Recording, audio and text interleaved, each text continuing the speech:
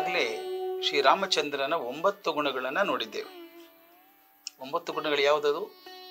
ವಾಲ್ಮೀಕಿಗಳು ನಾರದರನ್ನ ಕೇಳಿದರು, ಇಂತಹ ಗುಣಗಳಿದ್ದಂತಹ ಒಬ್ಬ ಮನುಷ್ಯ ಭೂಮಿ ಮೇಲೆ ಈಗ ಇದ್ದಾನೆ ಅಂತ. 16 ಗುಣಗಳನ್ನು ಕೇಳಿದರು.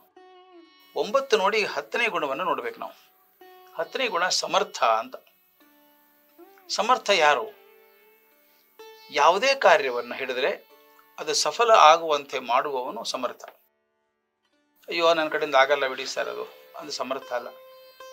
ಯಾವುದೇ ಕೆಲಸ ಒಪ್ಕೊಳ್ಳಿ, ಒಪ್ಕೋಬೇಕಾದ್ರೆ ವಿಚಾರ ಮಾಡ್ತಾನೆ, ಚಿಂತೆ ಮಾಡ್ತಾನೆ, ಒಂದು ಸಲ ಒಪ್ಪಿಕೊಂಡ ಮೇಲೆ ಅದನ್ನು ತುದಿ ಮುಟ್ಸೋ ತನಕ ಬಿಡಲ್ಲ. ಅದು ಸಾಮರ್ಥ್ಯ. ಈ ಸಾಮರ್ಥ್ಯದೊಳಗೆ 4-5 ಥರದ ಸಾಮರ್ಥ್ಯಗಳಿದ್ದಾವೆ. ಮೊದಲೇದು ವಾಕ್ ಶಕ್ತಿ ಅಂತ, ವಾಕ್ ಸಾಮರ್ಥ್ಯ.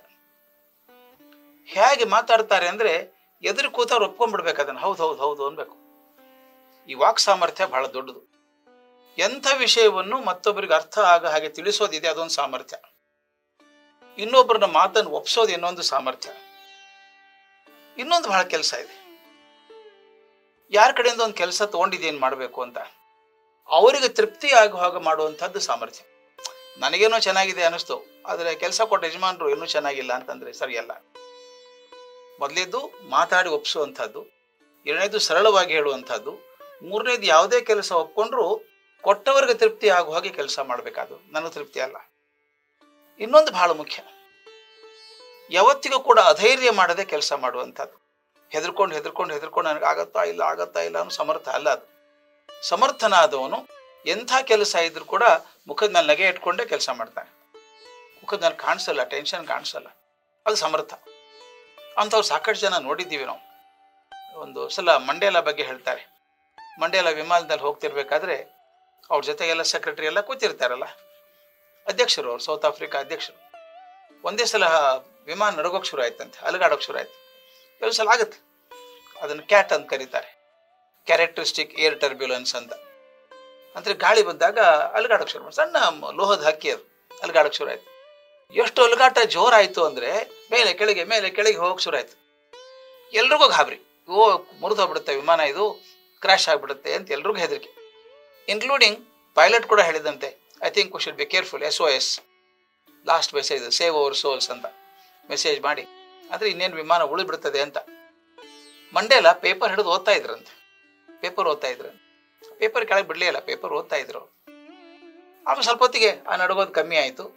ಮುಂದೆ ಜೋಹಾನ್ಸ್ಬರ್ಗಲ್ಲಿ ವಿಮಾನ ಇಳಿದ್ಮೇಲೆ ಅವ್ರ ಸೆಕ್ರೆಟರಿ ಹೇಳಿದಂತೆ, ಮೈ ಗಾಡ್, ಪಾರಾದ್ವಿ ನಾವು, ಭಾಳ ದೊಡ್ಡ ಕುಲುಕಾಟ ಆಗಿತ್ತದು, ಆದರೆ ನಿಮಗೇನು ಗಾಬರಿ ಆಗಲಿಲ್ವಾ ಅಂತ ಕೇಳಿದ್ರಂತೆ.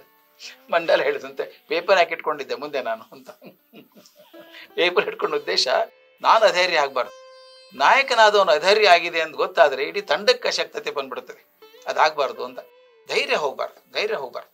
ನೆಪೋಲಿಯನ್ ಬಗ್ಗೆನೂ ಹಾಗೆ ಹೇಳ್ತಾರೆ. ಅವನು ಟೀ ಕುಡಿಬೇಕು ಅಂತ ಕಪ್ ಹಿಡ್ಕೊಂಡು ನಿಂತಿದ್ದಾನೆ. ಅವನು ಎಷ್ಟು ಹೆದರ್ಪಕ್ಕಿದ್ದ ನೋಡಿಬಿಡೋಣ ಅಂಥೇಳಿ ಹಿಂದೆ ಬ್ಯಾಂಡ್ ಇಟ್ಟಿದ್ರೆ, ದೊಡ್ಡ ಬ್ಯಾಂಡ್, ಸಪ್ಪಳ ಮಾಡುವಂಥ ದಗಾರಿ ಸಪ್ಪಳ ಎಲ್ಲ ಇರೋದು. ಅವನು ಕಾಫಿ ಕುಡಿ ಹೊತ್ತಿಗೆ ಒಂದೇ ಸಲ ಜೋರಾಗಿ ಸಪ್ಪಳ ಮಾಡಿಬಿಡ್ಬೇಕು. ಕೈಯಿಂದ ಕಾಫಿ ಬಿದ್ದು ಹೋಗ್ಬಿಡುತ್ತೆ, ಒಂದು ಲೋಟ ಬೀಳಿಸ್ಬಿಡ್ತಾನೆ ಅನ್ಕೊಂಡಿದ್ರು. ನೆಪೋಲಿಯನ್ ಕುಡಿಯೋಕೆ ಹಿಂಗೆ ಹಿಡ್ಕೊಂಡಿದ್ದಾನೆ, ಢಮಾರನ್ ಸಪ್ಪಳ ಮಾಡಿದ್ರು. ಅವನೇನೂ ನೋಡಲಿಲ್ಲ, ಆರಾಮೇ ಉಫ್ ಅಂತ ಓದಿ ಕಾಫಿ ಕುಡ್ಕೊಂಡು ಕೂತ. ಇಂಥದ್ದು ಬೇಕಾದಷ್ಟು ಬಾಂಬ್ ನೋಡಿದ್ದೀನಿ, ಇದೇನು ಸಪ್ಪಳ ಅಂತ ಅವನು. ಇದು ಬಹಳ ಮುಖ್ಯ. ಅಧೈರ್ಯವನ್ನು ತೋರಿಸಲಾರದೆ ಕೆಲಸವನ್ನು ಮಾಡುವಂಥದ್ದು ಇನ್ನೊಂದು ಸಾಮರ್ಥ್ಯ. ಇನ್ನೊಂದು, ಯಾರು ನಿಮ್ಮನ್ನು ನಂಬ್ಕೊಂಡು ಬಂದಿದ್ದಾರೋ, ಯಾವುದೋ ಕೆಲಸ ಒಪ್ಕೊಂಡಿದ್ದೀರಿ, ನಂಬ್ಕೊಂಡು ಬಂದಿದ್ದಾರೆ, ನಂಬಿಕೊಂಡು ಬಂದವರಿಗೆ ಕೂಡ ನಿಮ್ಮ ಬಗ್ಗೆ ಸಂಶಯ ಬರಲಾರ್ದಂಗೆ ಬದುಕೋದು ಸಾಮರ್ಥ್ಯ. ಪಾಪ ಕಷ್ಟಪಡ್ತಾ ಇದ್ದಾರೆ ಯಜಮಾನರು, ಏನು ಮಾಡ್ತಾರೋ ಗೊತ್ತಿಲ್ಲ, ಅವರಿಗೆ ಹಿಂಗಾದ್ರೆ ನಮ್ಮ ಗತಿ ಏನು ಅಂತ ಚಿಂತೆ ಮಾಡಿದರೆ ಸಾಮರ್ಥ್ಯ ಅಲ್ಲ ಯಜಮಾನದ್ದು. ಆಶ್ರಿತರಿಗೆ ಅಧೈರ್ಯ ಬರಲಾರದ ಹಾಗೆ ಕೆಲಸ ಮಾಡೋದು ಇನ್ನೊಂದು ಸಾಮರ್ಥ್ಯ. ಇನ್ನೊಂದು ದೊಡ್ಡ ಸಾಮರ್ಥ್ಯ ಇದೆ, ಅದು ಮನೆಯಲ್ಲಿರುವಂಥ ಹಿರಿಯರಾಗಲಿ, ಸಂಸ್ಥೆಯಲ್ಲಿ ಹಿರಿಯರಾಗಲಿ, ಅವರ ಮನಸ್ಸಿಗೆ ನೋವಾಗದ ಹಾಗೆ ಕೆಲಸ ಮಾಡೋದು ಒಂದು ಸಾಮರ್ಥ್ಯ. ಬಹಳ ದೊಡ್ಡ ಕೆಲಸ ಇದೆ. ಬೈಕೊಂಡು ಕೆಲಸ ಮಾಡೋದು, ಏನ್ರಿ ನೀವು ಹೇಳ್ತೀರಿ ಕೆಲಸ, ನಮ್ಗೇನು ಮಾಡೋಕ್ಕಾಗಲ್ಲ, ನೀವು ಮಾಡ್ತೀರಾ ಅಂತ ಬೈಕೊಂಡಲ್ಲ. ಮೇಲಿನವರಿಗೆ, ದೊಡ್ಡವರಿಗೆ, ಮನೆಯಲ್ಲಿ ಹಿರಿಯರಿಗೆ ಮನಸ್ಸಿಗೆ ನೋವಾಗಲಾರದ ಹಾಗೆ ಕೆಲಸ ಮಾಡೋದು ಒಂದು ಸಾಮರ್ಥ್ಯ. ಇನ್ನೊಂದು ಅದಕ್ಕಿಂತ ಹೆಚ್ಚಿನ ಒಂದು ಸಾಮರ್ಥ್ಯ ಇದೆ. ಅದು ಯಾವುದು ಅಂದರೆ ಎದುರಾಳಿಯನ್ನು ಕೂಡ ಮನಃ ಪರಿವರ್ತನೆ ಮಾಡುವಂಥ ಸಾಮರ್ಥ್ಯ. ದೊಡ್ಡ ಸಾಮರ್ಥ್ಯ ಇದೆ. ನಿಮ್ಮ ಜೊತೆಗಿದ್ದವ್ರ ಮನಃ ಪರಿವರ್ತನೆ ಮಾಡ್ಬೋದು. ನಿಮ್ಮನ್ನು ಎದುರಿಸಿ ಬರ್ತಾರಲ್ಲ ವೈರಿಗಳು, ಅವ್ರ ಮನಸ್ಸನ್ನು ಪರಿವರ್ತನೆ ಮಾಡೋಕೆ ಸಾಧ್ಯ ಇದೆಯಾ? ಅದಾದ್ರೆ ದೊಡ್ಡ ಸಾಧ್ಯ. ಇನ್ನೊಂದು ಹಂತ, ನಿಮ್ಮ ಭಕ್ತರಿದ್ದಾರೆ, ಬರೀ ಮಾತಿಲ್ಲ, ನೋಟದಿದ್ದಾನೆ ಅವರ ಮನಸ್ಸನ್ನು ಗೆದ್ದುಕೊಳ್ಳುವಂಥ ಸಾಮರ್ಥ್ಯ. ಅದು ಬಹಳಷ್ಟು ಆಗಿದೆ ಹಿಂದೆ. ವಿವೇಕಾನಂದರು ಪ್ರವಾಸ ಮಾಡ್ತಿದ್ರು, ಬಿಡಿ ಸನ್ಯಾಸಿ ಅವಾಗಿನ. ಬರ್ಬೇಕಾದ್ರೆ ಒಂದು ಊರು ಬಂತು. ಆ ಊರಲ್ಲಿ ಅಳುವಾರ ಅಂತ ಊರು. ಅಲ್ಲಿ ನೀರು ತುಂಬ್ಕೋಬೇಕಲ್ಲ, ಪ್ಲಾಟ್ಫಾರ್ಮ್ ನಲ್ಲಿ ಇರ್ತದೆ. ನಿಮ್ಗೆ ಗೊತ್ತಿರ್ಬೇಕು, ತಿರುಗಣೆ ತಂಬಿಗೆ ಇರ್ತಿತ್ತು ಅವಾಗೆಲ್ಲ ಪ್ರವಾಸಕ್ಕೆ ಹೋಗುವಾಗ. ಖಾಲಿಯಾಗಿದೆ. ಸ್ಟೇಷನ್ ಟ್ರೈನಿಂದ ಇಳಿದು ಎದುರುಗಡೆ ನಲ್ಲಿಯಲ್ಲಿ ತುಂಬ್ಕೊಂಡ್ಬರ್ಬೇಕು ಅಂತ ಹೋಗಿದ್ದಾರೆ. ಅಲ್ಲಿ ಸ್ಟೇಷನ್ ಮಾಸ್ಟ್ರು, ಸಣ್ಣ ಸ್ಟೇಷನ್ ಅದು, ಹುಡುಗ ಸ್ಟೇಷನ್ ಮಾಸ್ಟ್ರು. ಇವ್ರು ನೋಡ್ದ, ಹೇಳ್ಬಿಟ್ಟು ಅಲ್ಲ ಇವನ ಈ ಕಣ್ಣನ್ನೆಲ್ಲೋ ನೋಡಿದ್ದೀನಿ ನಾನು, ನನ್ನ ಕನಸಲ್ಲಿ ಬಂದಿತ್ತು ಈ ಕಣ್ಣು ಅಂತ ಅನಿಸ್ತವನಿಗೆ. ಹೋಗಿ ಸ್ವಾಮಿಗಳನ್ನ ಕೇಳಿದಂತೆ, ಸ್ವಾಮಿ ಇವತ್ತೊಂದು ದಿವಸ ಇಲ್ಲೇ ಇರ್ತೀರಾ? ಆಗ್ಬೋದಪ್ಪ, ನನಗೆ ತೊಂದರೆ ಇಲ್ಲ, ಆದ್ರೆ ಮುಂದಿನ ಸ್ಟೇಷನ್ ನೀನೇ ಟಿಕೆಟ್ ತಗೊಡ್ಬೋದು, ಯಾಕಂದ್ರೆ ದುಡ್ಡಿಲ್ಲ ಅಂದ್ರೆ. ಆಯ್ತು, ಏನು ತೊಂದರೆ ಇಲ್ಲ. ಆ ಸ್ಟೇಷನ್ ಹಿಂಭಾಗದಲ್ಲೇ ರೈಲ್ವೆ ಸ್ಟೇಷನ್ ಮಾಸ್ಟರ್ ಮನೆ. ಇಲ್ಲೇ ಏರಿ ಸ್ನಾನ ಮಾಡಿ, ಬಿಸಿನೀರು ಕಾದಿದೆ, ನಾನು ಇನ್ನೊಂದು ಟ್ರೈನಿಗೆ ಸಿಗ್ನಲ್ ಕೊಟ್ಟು ಬರಬೇಕು, ಬರ್ತೀನಿ, ಆಮೇಲೆ ಕೂತ್ ಮಾತಾಡೋಣ, ನೀವು ಕೂತ್ಕೊಳ್ಳಿ ಅಂತ ಹೇಳ್ದ. ಸ್ನಾನ ಮಾಡಿ ಅಂತ ಆತ ಹೋದ. ಇವ್ರು ಸ್ನಾನ ಗೇನ ಮಾಡಿ ಹಣೆ ದೊಡ್ಡ ವಿಭೂತಿ ಹಚ್ಕೊಂಡು, ಕಂಠ ಬಹಳ ಚಂದ ವಿವೇಕಾನಂದರು, ಚಂದ ಹಾಡ್ತಾ ಇದ್ರಂತೆ. ಈತ ಬಂದ ಸ್ಟೇಷನ್ ಮಾಸ್ಟರ್, ಹೊರಗೆ ನಿಂತು ನೋಡ್ದ, ಇವ್ರು ಚೆನ್ನಾಗಿ ಹಾಡ್ತಾ ಇದ್ದಾರೆ. ಆ ಹಾಡಿದಲ್ಲಿ ಏನು, ನನ್ನ ಪ್ರಿಯೆ ನನ್ನೆಡೆಗೆ ಬರುವಾಗ ಹಣೆಗೆ ವಿಭೂತಿ ಹಾಕೊಂಡ್ಬರಲಿ ಅಂತ ಒಂದು ಭಕ್ತಿ ಹಾಡು. ಅದನ್ನ ಕೇಳಿ ಏನು ಅನ್ನಿಸ್ತೋ ಗೊತ್ತಿಲ್ಲ ಹುಡುಗನಿಗೆ. ವಾಪಸ್ ಹೋದ. ಮತ್ತೊಂದು 3/4 ಗಂಟೆ ಬಿಟ್ಟು ಬಂದ. ಈ ಸಲ ಬಂದಾಗ ಆ ಕೋಟ್ ಇಲ್ಲ, ಟಾಯ್ ಇಲ್ಲ, ರೈಲ್ವೆ ಬ್ಯಾಜ್ ಇಲ್ಲ, ಪಂಚೆ ಉಟ್ಕೊಂಡ್ ಬಂದಿದ್ದಾನೆ. ಬಂದು ಇವ್ರು ಕಾಲು ಹಿಡ್ಕೊಂಡು ನಮಸ್ಕಾರ ಮಾಡಿದಂತೆ, ಸ್ವಾಮಿ ನಾನು ರೈಲ್ವೆ ಸ್ಟೇಷನ್ ಮಾಸ್ಟರ್ ಕೆಲಸಕ್ಕೆ ರಾಜೀನಾಮೆ ಕೊಟ್ಬಿಟ್ಟಿದ್ದೇನೆ, ನಿಮ್ಮ ಜೊತೆಗೆ ಬಂದ್ಬಿಡ್ತೀನಿ ಅಂತ. ಅವ್ರಂದ್ರು, ಅಯ್ಯೋ ಪಾಪ, ನನ್ನ ಹೊಟ್ಟೆಗೆ ಕಷ್ಟ ಇದೆಯಲ್ಲೋ, ನಿನ್ನ ಹೊಟ್ಟೆಗೆ ಏನು ಹಾಕಲ್ಲ ನಾನು ಅಂತ.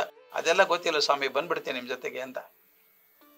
ಇಂಗ್ಲೀಷಲ್ಲಿ ಬಹಳ ಚಂದ ಹೇಳ್ತಾರೆ, the next train took this Swami and also this previous station master along with it ಅಂತ.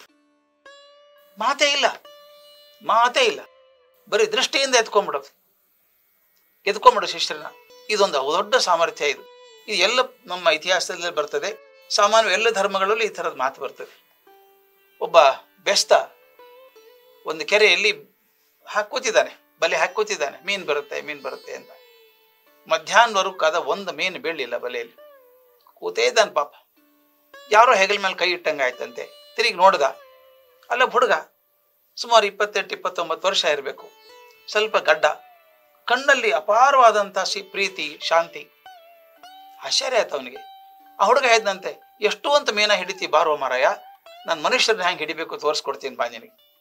ಇಂಗ್ಲೀಷಲ್ಲಿ ಬಹಳ ಚೆನ್ನಾಗಿದೆ. How long do you catch fish, how long do you catch fish, come with me, I will teach you how to catch men. ಮನುಷ್ಯರನ್ನ ಹೇಗೆ ಹಿಡಿಬೇಕು ಕಳಿಸ್ಕೊಡ್ತೀನಿ ಬಾ ನಿನ್ನ ಜೊತೆಗೆ. ಆ ಮನುಷ್ಯ ಏನ್ ಮಾಡ್ದ, ಬೆಸ್ತರವನು ಆ ಬಲೆ ನೀರಲ್ಲಿ ಎಸ್ಬಿಟ್ಟ, ನೀನ್ ಬೇಡ ಅಂತ ಹೊಟ್ಬಿಟ್ಟ. ಅವ್ನು ನಿಂದೇನೆ, ಅವ್ನು ಯಾರು ಅಂತ ಗೊತ್ತಿಲ್ಲ, ಅವನ ಹೆಸರು ಗೊತ್ತಿಲ್ಲ, ಎಲ್ಲಿ ಅವನು ಅಂತ ಗೊತ್ತಿಲ್ಲ, ಹೊಟ್ಬಿಟ್ಟ. ಅರ್ಧ ಊರು ದಾಟಿ ಮುಂದೆ ಹೋಗ್ತಾನೆ. ಓಡಿ ಬರ್ತಾರೊಬ್ರು, ಆಂಡ್ರಿಯಾಸ್, ಇವನ ಹೆಸರು ಆಂಡ್ರಿಯಾಸ್, ನಿಮ್ಮಪ್ಪ ಸತ್ತು ಹೋದ, ಬಂದ್ಬಿಡು ಮನೆಗೆ. ಏನ್ ವಿಚಿತ್ರ ಅಲ್ವಾ? ಆ ಆಂಡ್ರಿಯಾಸ್ ಏನ್ ಮಾಡ್ತಾನೆ ಗೊತ್ತಾ, ಈ ಹುಡುಗನ್ ಕೇಳ್ತಾನೆ, ಯಾರನ್ನ ಗುರು ಅಂತ ಹಿಂಬಾಲಿಸಿ ಹೋಗ್ತಾ ಇದ್ದಾನೋ ಕೇಳ್ತಾನೆ, ನಮ್ಮಪ್ಪ ಸತ್ತ ಅಂತ ಹೇಳ್ತಾರೆ, ಮನೆಗೆ ಹೋಗ್ಲಾ? ಇವನ್ ಯಾರು ಅಂತ ಗೊತ್ತಿಲ್ಲ, ಅವ್ನು ಪರ್ಮಿಷನ್ ಕೇಳ್ತಾನೆ, ಮನೆಗೆ ಹೋಗ್ಲಾ ಅಂತ.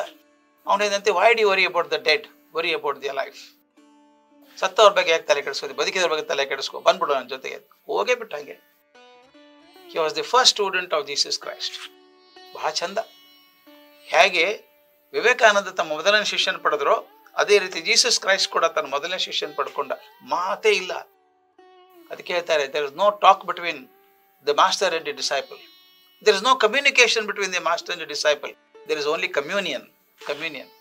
ಇದು ದೊಡ್ಡ ಶಕ್ತಿ. ಇದು ಅದೊಂದು ಸಾಮರ್ಥ್ಯ ಇದೆಯಾ? ಕಣ್ಣೋಟದಿಂದ, ತನ್ನ ಆಕಾರದಿಂದ, ಮಾತೇ ಇಲ್ಲ, ಭಕ್ತರನ್ನ ಆಕರ್ಷಣೆ ಮಾಡ್ಕೊಳ್ಳುವಂಥ ಶಕ್ತಿ ಇದೆಯಾ? ಇದೆಲ್ಲ ಬಹಳ ಮುಖ್ಯ ಶಕ್ತಿಗಳು, ಸಾಮರ್ಥ್ಯಗಳು. ಇಂಥ ಸಾಮರ್ಥ್ಯ ರಾಮನಲ್ಲಿತ್ತು ಅಂತ ವಾಲ್ಮೀಕಿಗಳು ಹೇಳ್ತಾರೆ. ಒಂದೊಂದಕ್ಕೂ ಸಾಮರ್ಥ್ಯ ಇತ್ತು. ಮೊದಲು ವಾಕ್ ಸಾಮರ್ಥ್ಯದ ಬಗ್ಗೆ ನೋಡೋಣ. ಎಂತ ಚಂದ ಮಾತು ರಾಮಂದು. ಯಾವ ಮಾತಿನಲ್ಲೂ ಸಿಕ್ಕೊಳ್ಳಲ್ಲ ಅವು. ಸಿಕ್ಕಾಕೋಬಾರ್ದು ಅಂತೆಲ್ಲ, ಧರ್ಮದ ಮಾತು, ಯಾವಾಗ ಧರ್ಮದ ಮಾತೇ ಮಾತು. ಮೊದಲನೇ ಪ್ರಸಂಗ ನೋಡೋಣ, ಬಹಳ ಚೆನ್ನಾಗಿದೆ ಅದು. ಅದಕ್ಕೆ ಒಂದು ಮಾತು ಹೇಳ್ತಾರೆ ವಾಲ್ಮೀಕಿಗಳು, ಉತ್ತರೋತ್ತರ ಯುಕ್ತಿನ ವಕ್ತ ವಚಸ್ಪತಿರ್ಯಥ ಅಂತ. ಮಾತಿನಲ್ಲಿ ವಾಚಸ್ಪತಿ ಇದ್ದ ಹಾಗೆ ಅವನು ರಾಮ ಅಂತ. ಮೊದಲೇ ಸಲ ನೋಡಿ ಹೇಗಿದೆ, ಕಾಡಿಗೆ ಹೊರಡ್ಬೇಕು ಅಂತ ಹೊರಡ್ತಾನೆ. ಅಪ್ಪ ಹೇಳ್ದ ಹೋಗು ಅಂತ, ಅಪ್ಪನ ಮಾತು ನಡೆಸ್ಬೇಕು, ಹೊರಟ್ಬಿಟ್ಟ. ಕೌಶಲ್ಯ ಏನ್ ಮಾಡ್ತಾಳೆ, ಕೌಶಲ್ಯ ಮನೆಗೆ ಬಂದಾಗ ಆಕೆ ಭಾಳ ಚಂದ ಹೇಳ್ತಾಳೆ, ನೋಡು ರಾಮ, ನಿಮ್ಮಪ್ಪ ನಿನಗೆ ಹೇಳಿದ್ರು ಅಂತ ನೀ ಕಾಡಿಗೆ ಹೊರಟೆ ಅಲ್ವಾ, ನಾನು ಅಮ್ಮ ನಾ ಹೇಳ್ತೀನಿ ಹೋಗ್ಬೇಡ ಅಂತ, ಏನು ಮಾಡ್ತೀಯ ನೀನು? ಒಳ್ಳೆ ಪ್ರಶ್ನೆ ಅಲ್ವಾ ಇದು? ಇದು ನಾವು ಇಂಗ್ಲೀಷಲ್ಲಿ ಡಬಲ್ ಬೈಟ್ ಅಂತ ಕರಿತೀವಿ. ಅಪ್ಪ ಒಂದು ಹೇಳೋದು, ಅಮ್ಮ ಒಂದು ಹೇಳೋದು, ಯಾರನ್ನು ಪಾಲಿಸ್ಬೇಕು? ಅವಾಗೇನಾಗುತ್ತೆ, ಮಕ್ಕಳು ಕನ್ಫ್ಯೂಸ್ ಆಗ್ತಾರೆ. ಈ ಕಡೆ ಅಪ್ಪನ ನೋಡ್ತಾರೆ, ಈ ಕಡೆ ಅಮ್ಮನ ನೋಡ್ತಾರೆ, ಯಾವುದೂ ಅರ್ಥ ಆಗಲ್ಲ, ಕನ್ಫ್ಯೂಸ್ ಆಗ್ತಾರೆ. ಇಲ್ಲದೆ ಹೋದರೆ ಪಕ್ಕ ಪೊಲಿಟಿಷಿಯನ್ ಆಗ್ತಾರೆ. ಅಪ್ಪನಿಗೆ ಏನು ಬೇಕು ಅಪ್ಪನಿಗೆ ಹೇಳೋದು, ಅಮ್ಮನಿಗೆ ಏನು ಬೇಕು ಅಮ್ಮನಿಗೆ ಹೇಳೋದು. ಇಂಥ ಮಾತು ರಾಮನ ಹತ್ರ ನಡೆಯೋಲ್ಲ. ಆಕೆ ಕೌಶಲ್ಯಕ್ಕೆ ಚೆನ್ನಾಗಿ ಗೊತ್ತು, ನನ್ನ ಮಗ ಧರ್ಮವನ್ನೇ ಪಾಲಿಸ್ತಾನೆ ಅಂತ ಗೊತ್ತು. ಅದಕ್ಕೆ ಧರ್ಮದ ರೀತಿಯಲ್ಲಿ ಹಿಡಿಬೇಕು ಅವನ್ನ ಅಂತ ಮಾಡಿದ್ಲಕ್ಕೆ ಅಂತ ಚಂದ ಬುದ್ಧಿವಂತೆ ಆಕೆ ಇಟ್ಟು ಹಾಕು, ಧರ್ಮದಿಂದ ಹಿಡಿದು ಹಾಕ್ಬೇಕು. ಆ ಮಾತು ಎಷ್ಟು ಚಂದ ನೋಡಿ. ಧರ್ಮಜ್ಞ ಯದಿ ಧರ್ಮಿಷ್ಠೋ ಧರ್ಮಂ ಚರಿತುಮಿಚ್ಛಸಿ. ಈ ಧರ್ಮಾತ್ಮ ಅಲ್ಲಪ್ಪ, ಧರ್ಮ ನಡಿಬೇಕಲ್ಲ, ಧರ್ಮ ಹೇಳ್ದಂಗೆ ಮಾಡು. ಶುಶ್ರೂಷ ಮಾಮಿ ಹಸ್ತಸ್ವಂ ಚರ ಧರ್ಮ ಅನುತ್ತಮಂ. ನಾನು ಹೇಳ್ತೀನಿ ನಿನಗೆ, ನಾನು ಶುಶ್ರೂಷೆ ಮಾಡಬೇಕು, ನಾನು ವಯಸ್ಸಾಗಿದೆ ನನಗೆ ಅಮ್ಮ, ನಾನು ನಿನಗೇನು ಹೇಳ್ತೀನಿ, ಇಲ್ಲೇ ಇರು, ಅಯೋಧ್ಯದಲ್ಲಿ ಇರು, ನಾನು ಸೇವೆ ಮಾಡ್ಕೊಂಡಿರು ಅಂತ ಹೇಳ್ತೀನಿ. ಏನು ಮಾಡ್ತೀಯ ನೀನೀಗ? ಧರ್ಮಿಷ್ಠ ಅಲ್ವಾ ನೀನು, ಧರ್ಮಾಜ್ಞೆ ಅಲ್ವಾ, ಹೇಳ್ಬೇಕು, ಏನು ಮಾಡ್ತೀಯ?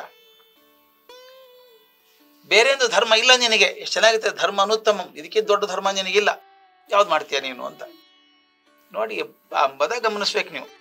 ಈ 2 ಸಾಲಿನ ಶ್ಲೋಕದಲ್ಲಿ ಧರ್ಮ ಅನ್ನೋ ಪದ 4 ಸಲ ಬಂದಿದೆ.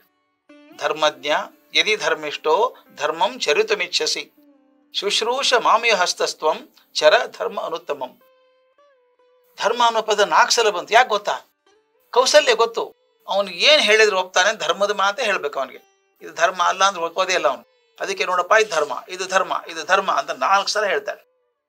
ಅವನು ಧರ್ಮ ಸೂಕ್ಷ್ಮ ತಿಳಿದವನಲ್ವ ರಾಮ, ಸಮರ್ಥ ಅಂತ ಹೇಳ್ತಿದೀವಿ. ಅವನು ಹೆಂಗೆ ಉತ್ತರ ಕೊಡ್ತಾನೆ ಇದಕ್ಕೆ? ಇದ್ರ ಅರ್ಥ ಏನು ಗೊತ್ತಾ? ಆಕೆ ಮಾತಿನ ಅರ್ಥ, ನಾನು ಸೇವೆ ಮಾಡ್ಕೊಂಡಿರು ಅಂದ್ರೆ ಏನು ಅರ್ಥ ಗೊತ್ತಾ? ನೀನು ಕಲ್ತಿದೆಯಲ್ಲಪ್ಪ ಧರ್ಮ. ಮಾತೃದೇವೋ ಭವ, ಪಿತೃದೇವೋ ಭವ, ಆಚಾರ್ಯ ದೇವೋ ಭವ ಅಂತ ಕಲ್ತಿಲ್ವಾ? ಪಿತೃದೇವೋ ಭವಕ್ಕಿಂತ ಮೊದಲು ಬಂದದ್ದು ಯಾವುದು? ಮಾತೃದೇವೋ ಭವ. ತಾಯಿ ದೊಡ್ಡವಳು, ಮೊಟ್ಟ ಮೊದಲನೇ ಗುರು, 2ನೇ ತಂದೆ, 3ನೇದು ಆಚಾರ್ಯ. ಈಗ ನಾನು ಮೊದಲನೇ ಗುರುವಾಗಿ ಹೇಳ್ತಾ ಇದ್ದೀನಿ ನಿನಗೆ, ನೀನು ಹೋಗ್ಬೇಡ. ಯಾರ ಮಾತು ಪಾಲಿಸ್ಬೇಕು ರಾಮ? ಈಗ ಮತ್ತೊಬ್ಬನ ಪೊಲಿಟಿಷಿಯನ್ ಆಗಿದ್ರೆ ನೋಡಿ ಸರ್, ಅಮ್ಮನೇ ಫಸ್ಟ್ ಅಲ್ವಾ, ಅಮ್ಮ ನೀರು ಅಂತಾಳೆ, ಇದ್ದು ಬಿಡ್ತೇನೆ ನಾನು ಅಂತಿದ್ದ. ಧರ್ಮ ಹಾಗಲ್ಲ, ರಾಮನ ಧರ್ಮ ಹಾಗಲ್ಲ.